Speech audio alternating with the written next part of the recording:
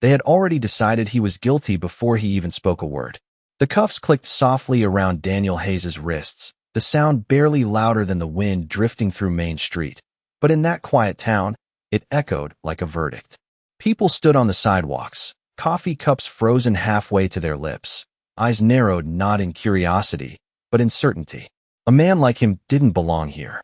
Not with the worn jacket, the unshaven face, the distant stare that never quite settled on anything or anyone. And especially not with that dog.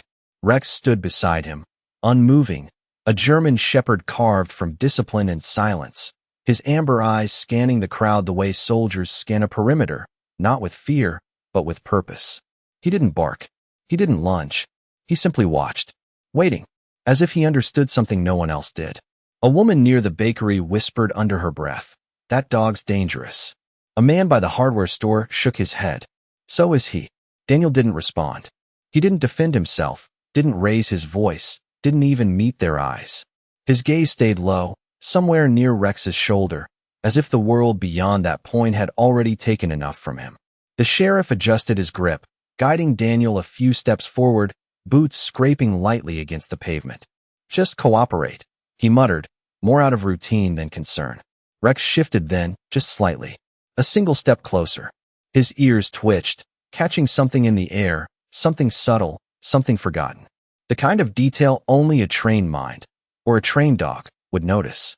A teenage boy at the edge of the crowd pulled out his phone, recording. "This is crazy," he whispered, half thrilled, half uneasy. "Guy's been weird since day one." The wind carried the faint scent of rain and motor oil, drifting in from the edge of town, where Daniel's old trailer sat alone behind a rusted fence. That was where people said he talked to himself, where lights stayed on too late, where the dog never left his side. No one asked why. No one wanted to know. Because it was easier this way. Easier to label. Easier to judge. Rex's gaze flicked upward for a brief second, locking onto the sheriff's hand, then to the small leather strap around his own neck. The collar was worn, edges cracked with age, a faint metallic glint resting just beneath the fur, hidden unless you knew where to look. Rex knew. He always knew. Daniel finally lifted his head, just enough to look at him. No words passed between them. None were needed. In that silence, something unspoken moved, steady, grounded, unbreakable. The kind of bond you don't question. The kind you survive because of. Somewhere in the crowd, a voice called out, louder this time. "Check the dog's collar." The words cut through the murmurs like a thread being pulled loose from fabric. For a moment, everything stilled. Even the wind seemed to pause. Rex didn't react. Not outwardly. But his posture changed, almost imperceptibly, as if the moment they had both been waiting for had finally arrived. And for the first time since the cuffs went on, Daniel's eyes didn't look tired. They looked ready. The sheriff hesitated for just a second before reaching down, his fingers brushing against the worn leather around Rex's neck. And it was in that small, ordinary motion that something shifted in the air, something no one could quite name, yet could all feel settling in their chest like a held breath. Because until that moment the dog had been nothing more than a rumor to them, a shadow that followed a man they had already decided did not belong. But now there was a weight to it, a detail, something real.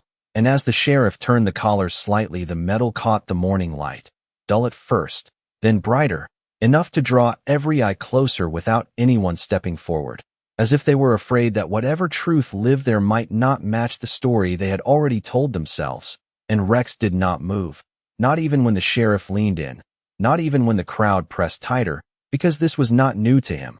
This waiting, this moment where everything balanced on the edge of being understood or misunderstood, and Daniel stood still beside him, shoulders relaxed in a way that did not match the situation, as if he had already walked through something far heavier than this and come out the other side with nothing left to prove. While a low murmur spread through the townsfolk like wind through dry leaves, people whispering guesses, half-truths, fragments of suspicion they had carried for weeks. About the man in the trailer at the edge of town, about the way he kept to himself, about the nights when the porch light stayed on until dawn and the silhouette of him sitting beside that dog never seemed to change. And someone said he had seen Daniel speaking to Rex like a person, giving him instructions in a tone too precise to be casual. And another swore the dog never slept, always alert, always watching the road, as if expecting something to come back that never did. And now those small observations began to rearrange themselves into something less certain, less comfortable, because the collar was not just a collar, it held a tag, and that tag held a history. And history has a way of undoing assumptions without raising its voice. The sheriff's thumb traced along the edge of the metal, clearing a thin layer of dust, and he read it once silently, then again slower. His expression changing not dramatically, but enough that the woman by the bakery lowered her cup, and the man at the hardware store stopped shaking his head.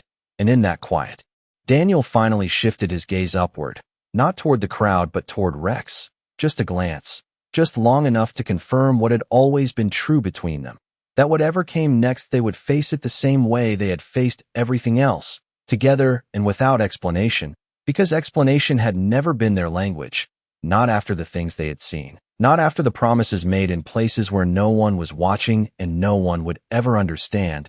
And the sheriff straightened slightly, the tag still in his hand, as if the weight of it had changed, as if it carried more than just a name and a number. And the boy with the phone lowered it without realizing, his curiosity replaced by something quieter, something closer to respect, but not fully formed yet, because the truth does not arrive all at once. It reveals itself in layers, and the first layer had just been touched, and already it did not match the story they had believed, not even close. The sheriff cleared his throat, not loudly, but enough to pull every drifting thought back into the same moment. And when he spoke this time, his voice had lost that edge of routine, replaced by something slower, more careful, as if each word now had weight he could not ignore. And he read the tag aloud, not for authority, but because silence had grown too heavy to hold it any longer. United States Marine Corps K-9 Unit. He paused, eyes narrowing slightly as he continued. Rex, explosive detection, handler Daniel Hayes. And the words did not land all at once. They settled piece by piece, like dust after a long road. And for a second no one moved, no one spoke, because what they heard did not fit the man standing in front of them, not the version they had built in their minds. The one shaped by distance and assumption. And a woman near the back whispered, softer now, K9, as if saying it too loud might change it back into something easier to dismiss. But it did not, and Rex remained exactly as he was, steady, grounded, his gaze no longer scanning the crowd but fixed somewhere beyond it, as if the town itself was not the point, as if his attention belonged to something far older than this street, far deeper than their judgment. And Daniel's shoulders shifted almost imperceptibly, not in tension, but in release, like a man who had been holding a door closed for a long time and finally heard the latch give way. And the boy with the phone lowered it completely now, his screen going dark as the need to capture the moment faded into something more human, something that did not need to be recorded to be understood, while the man from the hardware store took a step back without realizing it, his earlier certainty unraveling quietly, thread by thread, because the story had changed, and he had not been ready for that. And the sheriff looked at Daniel differently now, not as a suspect, but as a question, one he had not thought to ask before. And Daniel met his eyes for the first time, just briefly. And in that glance there was no anger, no accusation, only a kind of tired clarity, the kind that comes from knowing that truth does not need to be defended, only revealed when the time is right. And Rex shifted his weight again, pressing slightly closer to Daniel's leg, not out of fear, but out of habit, the quiet alignment of two lives that had learned to move as one. And somewhere in the distance a screen door creaked open, the sound small but sharp in the stillness, and the smell of rain grew stronger, rolling in low across the pavement, mixing with the faint scent of dust and metal that clung to the morning. And a memory seemed to pass between the man and the dog without words, something carried in posture, in breath, in the way Rex's ears tilted just slightly, as if catching a command that no one else could hear.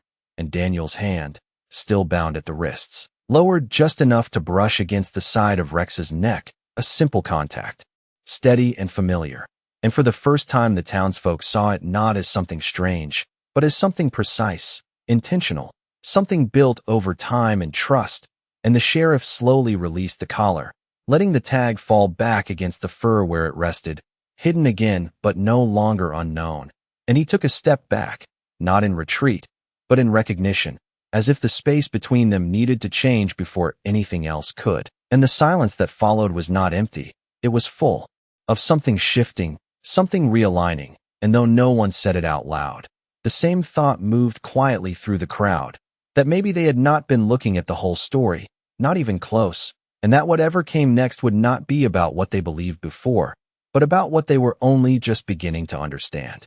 The sheriff let out a slow breath, the kind that comes when a situation no longer fits the report you thought you were writing, and he reached for the cuffs with less urgency now, his hand steady but no longer firm, as if the metal itself had grown heavier with context. And when they came loose from Daniel's wrist, the sound was softer than before, almost respectful, and Daniel did not rub his hands or step away. He simply lowered them to his sides, as if freedom was not something new but something he had been carrying quietly all along, while Rex remained exactly where he was, aligned at Daniel's left leg, posture unchanged, eyes still moving in small, deliberate shifts that suggested awareness far beyond the moment. And the townsfolk did not close in this time. They held their distance, not out of fear now, but out of uncertainty, as if they no longer knew what distance meant, because the man they had placed outside their understanding had just stepped back into it without saying a word, and the sheriff glanced again at the tag before letting it rest against Rex's fur, the metal disappearing beneath the coat like a truth that had been there the whole time, waiting, and he cleared his throat once more, quieter this time. "Sir," he said, the word unfamiliar on his tongue in this context. "We received a report earlier this morning about a missing kid, 9 years old, last seen near the old grain road. About 2 miles out." He paused, watching Daniel carefully.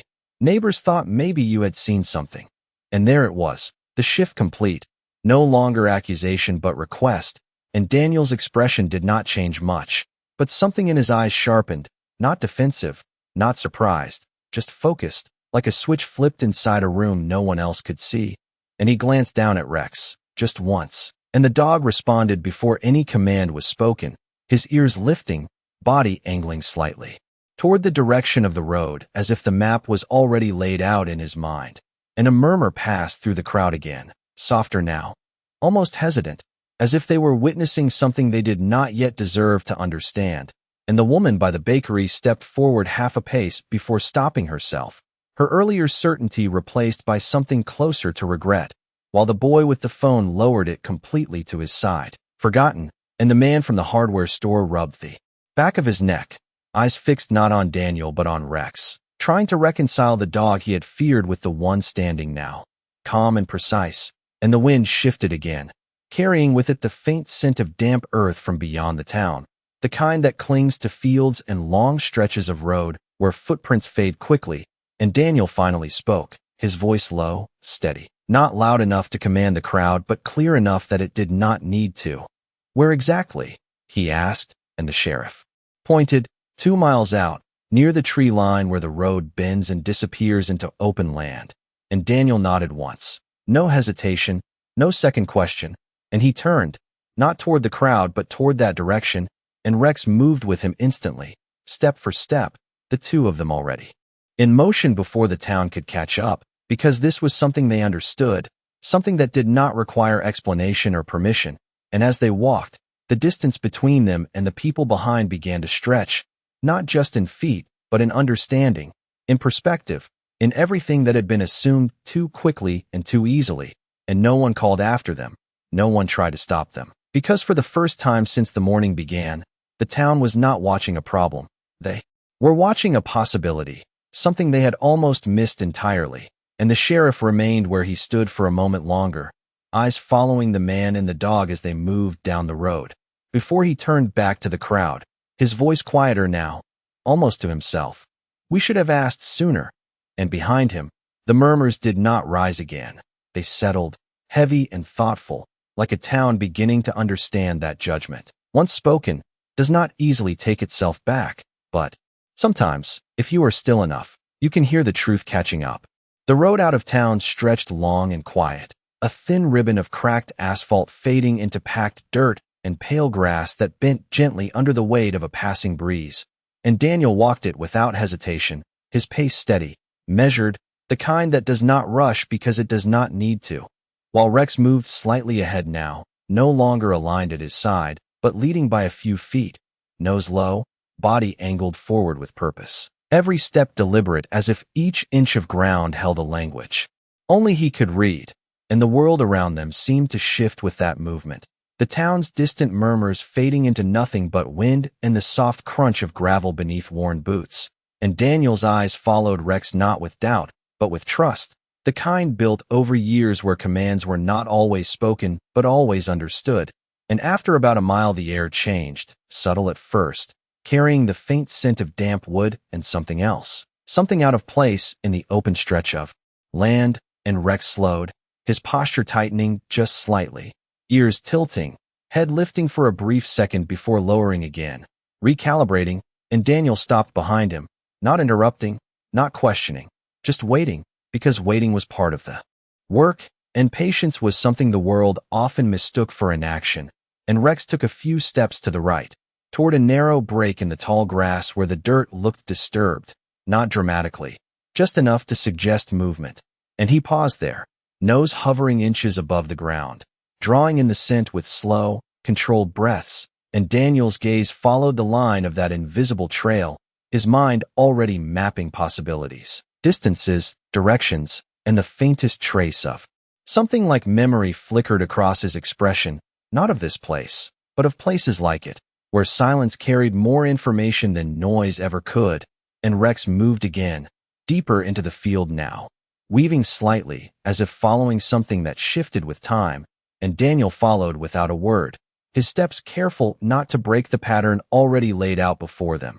And the sky above had begun to gray, clouds rolling in low and heavy, pressing the light down into something softer, more diffused, as if the day itself understood the gravity of what was unfolding. And after another few minutes Rex stopped abruptly, his body going still in a way that was different from before, more certain, more anchored, and he looked back at Daniel, just once, a brief connection that carried more meaning than any instruction, and then he turned his head slightly toward a cluster of trees about 50 yards ahead, their branches tangled and low, casting shadows that pooled darker than the rest of the field, and Daniel nodded, almost imperceptibly, acknowledging what had already been decided between them, and they moved again, closing the distance slowly, the ground softening underfoot, patches of damp soil giving way beneath each step, and the scent grew stronger here, mixed with something faint but unmistakably human, something that did not belong to the land itself. And Rex's tail lowered just slightly, not in fear but in focus, his entire body narrowing toward the task. And when they reached the edge of the trees he paused again, listening now, not just smelling, ears catching something carried faintly through the stillness. And Daniel held his breath without realizing it, the world narrowing to that single moment, that fragile space between not knowing and knowing.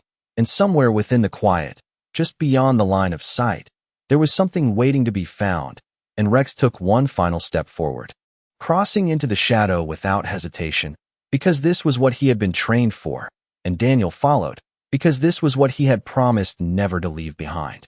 The air beneath the trees felt different, cooler, heavier, as if the branches themselves were holding onto something the open field had already let go, and Rex moved slowly now, each step placed with care, his nose lifting and lowering in small, precise motions, shifting between scent and sound, while Daniel followed a few feet behind, his breathing steady but shallow, not from fear, but from focus, the kind that narrows the world into fragments that matter and discards everything else. And the ground here was softer, scattered with fallen leaves that muted their steps, the scent of damp bark and earth rising with each movement.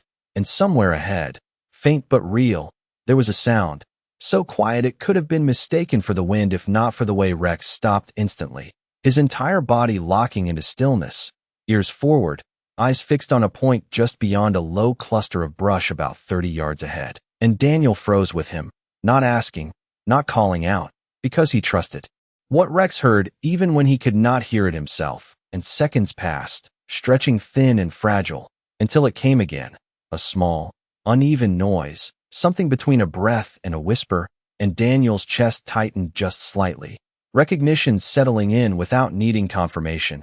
And Rex moved forward, slower now, deliberate, closing the distance inch by inch as if approaching something that required calm more than speed. And when they reached the edge of the brush, Rex lowered his head and let out a soft, controlled exhale, not a bark, not a growl, but something gentler, something meant to reassure rather than alert, and Daniel stepped around him, careful not to break the space Rex had created, and there, partially hidden beneath the low branches and tall grass, was a small figure, curled inward, knees drawn close, clothes damp with the morning air, and for a moment Daniel did not move. Not because he did not know what to do, but because he understood the importance of the first moment, the way fear could either close a door or open it, and he lowered himself slowly, keeping his movements visible, his voice low, and even when he finally spoke. "Hey there," he said, not too loud, not too soft, just enough to reach without overwhelming, and the child shifted slightly, a small movement that confirmed what they had both already known, and Rex stayed just behind Daniel's shoulder, posture relaxed but attentive, his presence steady, non-threatening, the way he had been trained to be when the mission shifted from search to safety, and Daniel placed his hand gently on the ground between them, not reaching forward yet, just offering space. "You are okay," he continued, each word measured, grounded. "We are here," and the child's head lifted just enough for a pair of tired eyes to meet his, uncertain but aware, and Rex took one small step forward then, slow enough that it did not startle, his tail low, his gaze soft, and he let out another quiet breath, closer this time, the kind that carried warmth rather than warning, and something in that moment shifted, subtle but real, as the space between fear and trust narrowed just enough to cross, and Daniel extended his hand now, palm open, steady, and the child hesitated only for a second before reaching out, fingers brushing against his, and Daniel closed his hand gently around it, not pulling, not rushing, just anchoring, and behind him Rex remained still, watchful, the silent partner who had led them here without a word, and for a brief moment the world outside the trees did not exist, not the town, not the judgment, not the distance that had separated them from understanding, only this small clearing, this quiet connection, and the simple truth that had always been there, waiting to be found. Daniel did not pull the child up right away. He waited, letting the small hand remain in his, steady and warm, giving the moment time to settle the way dust settles after a long road, slowly and without force, and Rex lowered himself gently onto the ground beside them, his presence no longer that of a searcher, but of a quiet guard, eyes soft, ears relaxed but still aware, as if holding the space around them safe without needing to move. And the child's breathing began to even out, shallow at first, then deeper, the rhythm of fear loosening its grip with each passing second, and Daniel spoke again, his voice low and calm. "What is your name?" And the answer came after a pause, barely above a whisper, but clear enough. "Eli," and Daniel nodded once, not making it bigger than it needed to be. "All right, Eli, we are going to get you home," he said, simple, direct, the kind of promise that does not need decoration, and Rex shifted slightly closer, just enough that Eli's shoulder brushed against his fur, and the child did not pull away, did not flinch. Instead he leaned into it, just a little, as if recognizing something familiar in the warmth, something steady in the quiet breathing of the dog, and Daniel noticed. Of course he did, because he always noticed, and a faint softness passed across his face, not a smile exactly, but something close to it, something that had not been there when the morning began, and he reached out with his free hand, slowly, giving Eli time to see it, to accept it, and when the child took it, Daniel helped him to his feet carefully, supporting more than lifting, making sure the ground beneath him felt solid again, and Eli swayed slightly before finding his balance, his fingers tightening around Daniel's sleeve, not out of panic now, but out of trust that had been given quietly, without demand, and Rex stood as well, positioning himself just to Eli's other side, forming a silent triangle of movement, man, dog, and child, all aligned without needing to be told, and they began to walk, slowly at first, Daniel matching Eli's pace, not rushing, not pulling him forward faster than he could go, because speed was not what mattered anymore. And as they moved out from under the trees, the light shifted again, breaking through the clouds in soft, uneven beams that touched the ground in patches, warming the air just enough to change its feel, and the open field stretched ahead of them, no longer empty, no longer uncertain, but simply a path back, and Eli glanced up once, looking at Daniel with something that had not been there before, something steadier than fear. And Daniel met that look with a small nod, as if to say that this was real, that it was okay to believe it, and Rex stayed close, his steps measured, occasionally glancing back toward Eli as if checking in, not out of doubt, but out of habit, the kind built over countless moments where presence mattered more than action. And somewhere in the distance, the faint outline of the town began to reappear, rooftops and water towers barely visible against the gray sky. And Daniel slowed slightly, not because he needed to, but because he understood what came next, that returning was not just about distance. It was about crossing back into a place that had not yet learned what he already knew, and Eli's grip tightened for a moment, sensing it too perhaps. And Rex moved just a fraction closer, his shoulder brushing lightly against the child's leg, grounding him in a way words never could. And Daniel looked ahead, steady and quiet, as the town that had judged him waited in the distance, unaware that the truth was already walking back toward them, step by step, in silence. By the time they reached the edge of town, the air had shifted again, no longer carrying the quiet isolation of open land but the weight of waiting, and it was clear before they even stepped onto the first stretch of pavement that word had spread, because people were already there, gathered in small clusters along the roadside, standing closer together than they had that morning, not out of confidence, but out of uncertainty, as if they were bracing for something they did not fully understand. And when Daniel, Eli, and Rex came into view, the murmurs did not rise the way they had before.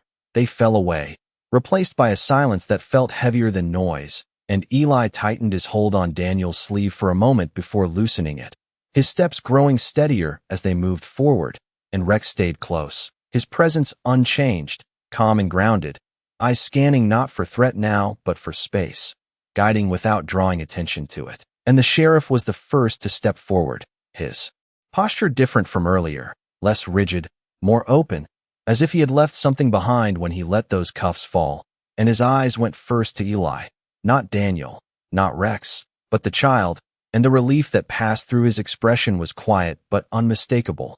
"You all right, son?" he asked gently, and Eli nodded, small but certain, and that was enough to shift something in the crowd, enough to let a breath that had been held too long finally release. And a woman pushed forward then, her face pale with worry, her hands trembling slightly as she reached out.